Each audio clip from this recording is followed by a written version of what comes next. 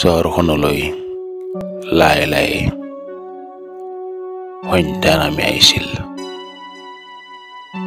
গাভৰু সন্ধিয়াটো এই সময়ত বৰ লাজকৰীয়া যেন লাগিছিল। শূন্য হৈ পৰিছিল বাট পথ।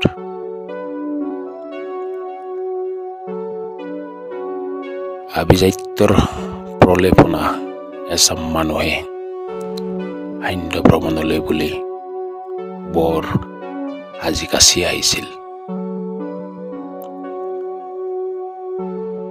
এইহেন মনোৰম পৰিৱেশ, শান্ত শীতল নিস্তব্ধতাৰ আচলৰে লিপিত খোৱা সন্ধিয়া দেখিলে গাঁৱলৈ বৰকৈ মনত পৰে তাৰ।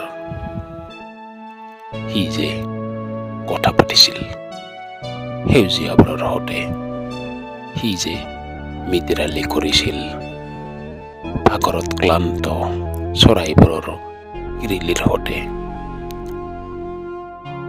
সি যে কথা পাতিছিল বৈ যোৱা নৈখনৰ পানীৰ লহৰৰ সতে। ভাৱগধুৰ হৈ পৰে তাৰ মন। ইয়াত এবুকু বেদনাই সিক্ত কৰে তাক।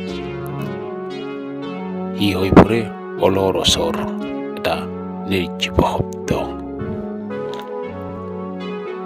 আলাজিত কৰে এতিয়াও এৰি অহা চিনাকি সুৰবোৰে, হেঁপাহবোৰে এতিয়াও মাতে তাক, তই আহ, তই আহ আমাৰ মাজলৈ।